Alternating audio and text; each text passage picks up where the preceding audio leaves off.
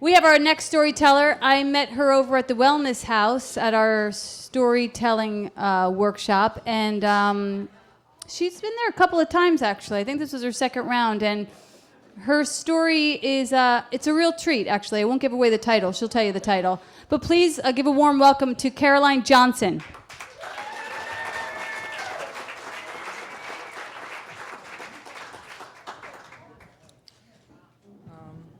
Well, I guess I have to tell you the title. It's Phil Donahue's Pajamas.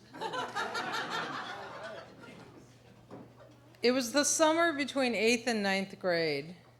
The year before, I had spent my summer hanging out at the community pool, flirting quietly with older boys.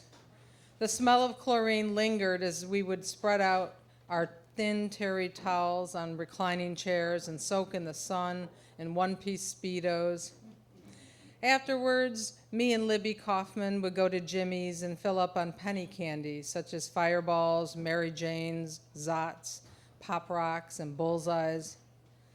But this summer, prompted by my piano teacher, I was going to music camp, a prestigious program at Northwestern University. I applied by submitting a tape recording of my playing. I can't remember what I played, Beethoven, Debussy. I know I was working on a Mozart Fantasia piece, among others. My roommate's name was Mary Rose. She was tall like me, but unlike me, she wasn't shy. Dark hair and pale white skin, her Irish humor complemented my studious nature. Mary Rose and I were two of the youngest students that summer, and that may be why the camp organizers put us together.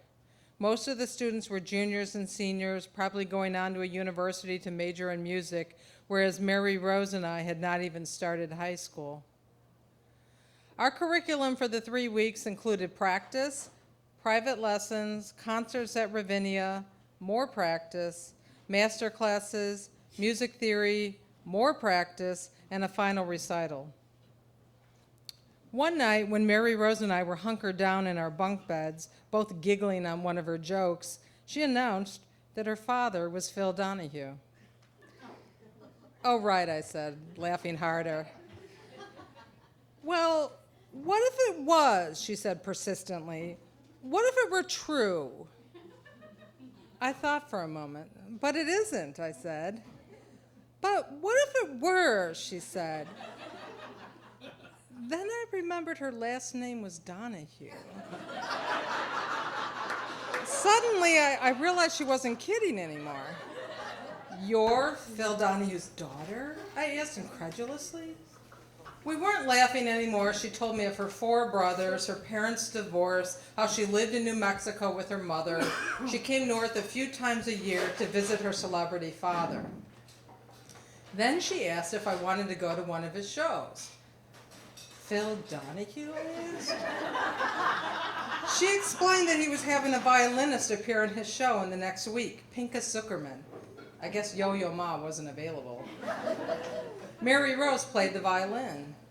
I stuttered and nodded my head before saying yes.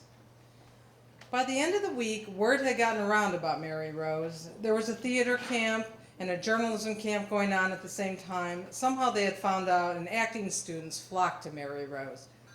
"Are you really related to Phil Donahue?" one would ask. "Phil Donahue?" another added. "Hey, tell your dad I said hi." I don't think she liked the attention, but she never lost her sense of humor. One night, all 3 of the camps got together for a party. The acting students practiced acting and mingling, the musicians talked quietly about their craft, and the journalists went around interviewing everyone.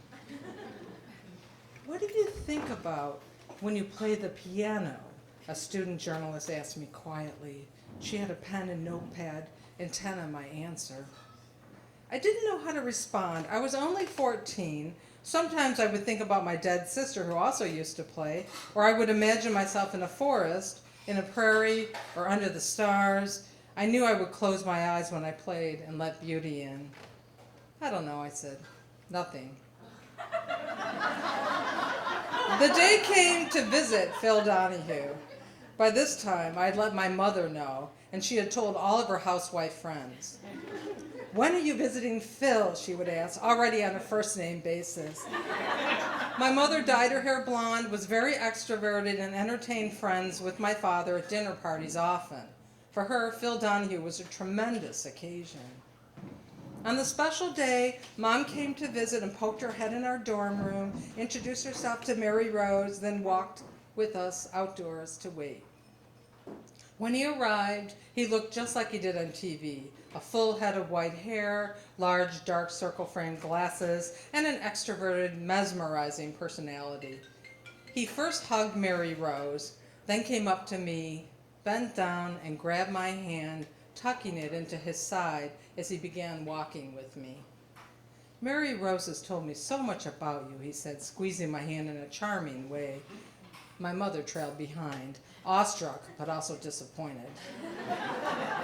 I don't remember how we got to his house in a wealthy suburb of Chicago, but after the show, where Mary Rose and I both took photos with Phil and Pinka Zuckerman, we went to his house, where I met his housekeeper and nanny, who lived with her husband and took care of the Donahue house. She spoke with a thick Eastern European accent, which I later found out was Yugoslavian. That was before the war. Mary Rose would later mock her. "I know things," the housekeeper would always say. "I know things, Mary Rose," when cooking or folding laundry.